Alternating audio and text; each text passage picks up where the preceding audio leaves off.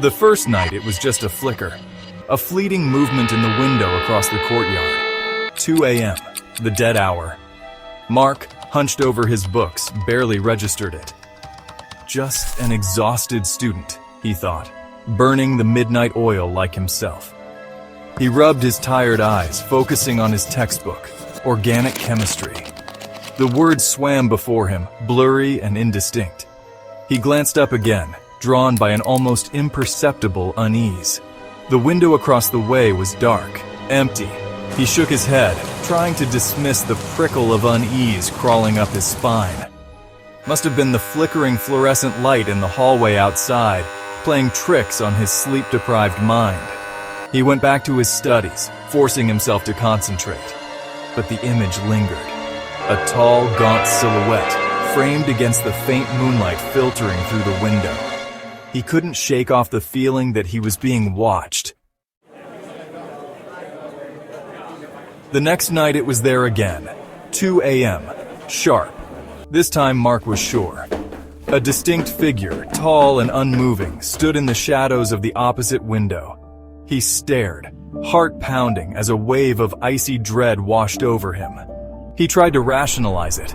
Maybe it was a resident advisor making the rounds, but the lateness of the hour, the eerie stillness of the figure, sent chills down his spine. This wasn't normal. He watched, frozen in place, as the figure remained motionless. The only indication of life was the faint glow of a cigarette, the burning ember and evil eye staring back at him. The minutes crawled by, each tick of the clock amplifying his fear. Then, just as suddenly as it had appeared, the figure vanished. The cigarette, a tiny red ember, dropped from the window and disappeared into the darkness below. Mark was left trembling, bathed in the cold sweat of adrenaline and fear. Sleep became his enemy. He lay awake, staring at the clock, dreading the witching hour. 2 a.m. His heart would begin its frantic tattoo against his ribs, his eyes glued to the window across the courtyard. The empty courtyard became a stage for his nightmares.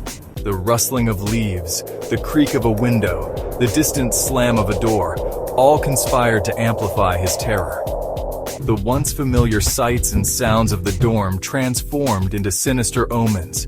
He started seeing shadows everywhere, lurking in the stairwells, hiding in the reflection of his dorm room window. The once comforting solitude of his room now felt like a prison, closing in on him with every passing hour. Days were a blur of exhaustion and paranoia. He couldn't concentrate in class, his grades plummeting with each passing day. The other students noticed his haggard appearance, his bloodshot eyes, and whispered behind his back. He tried to confide in his roommate David, but the words caught in his throat, sounding foolish even to his own ears. How could he explain the unexplainable, the terror that gripped him every night at 2 a.m.? He started taking long detours to avoid passing by the window. He left the lights on at night, a feeble attempt to ward off the darkness and the fear that came with it. But the fear was always there, lurking in the shadows of his mind. Every night, the figure would be there, waiting for him, watching him.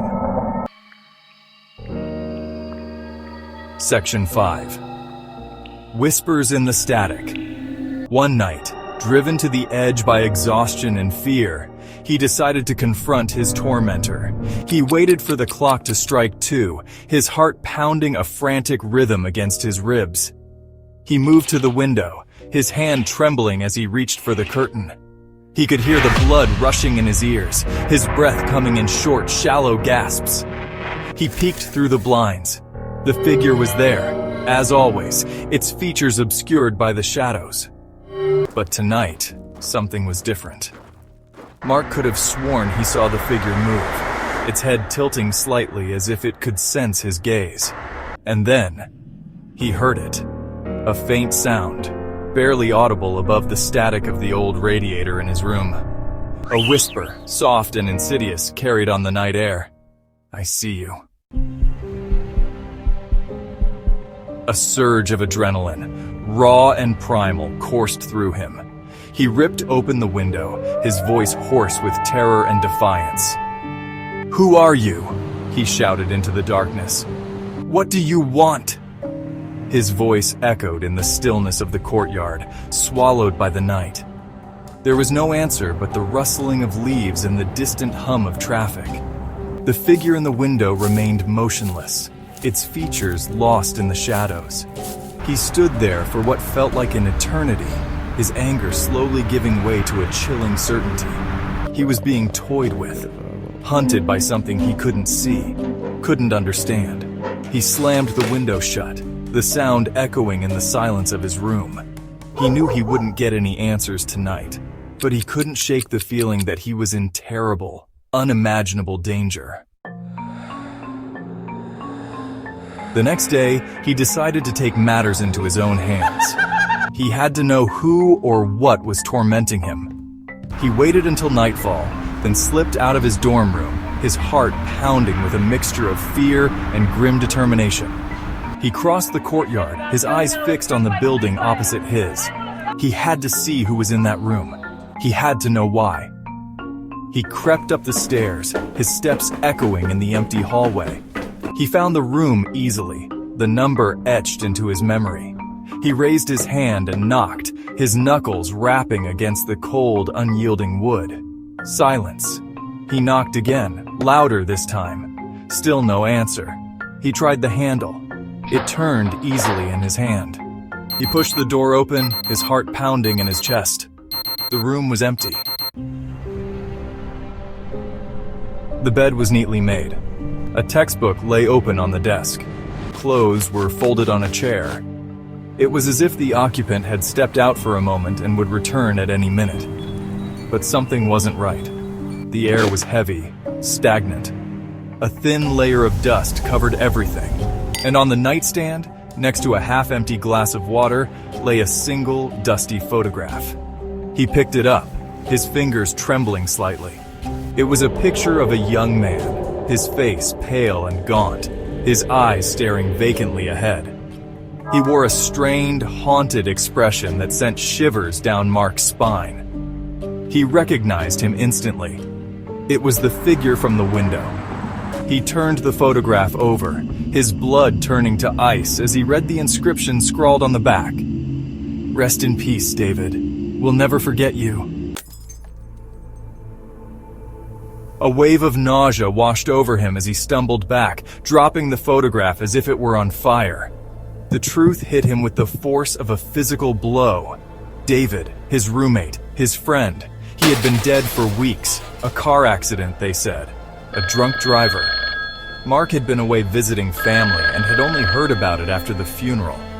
He looked around the room, his mind reeling. He wasn't being haunted by a stranger. He was being haunted by his own guilt, his own grief, personified in the specter of his dead friend. The figure in the window, the whispers in the static. It had all been in his mind, a manifestation of his own tortured psyche.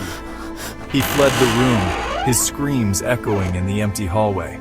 He didn't know who he was running from, himself or the ghost of his friend, forever trapped in the purgatory of his guilt. He ran until he collapsed, his body racked with sobs. He was free from the watcher in the window, but he knew, with a certainty that chilled him to the bone, that he would never be free from the watcher within.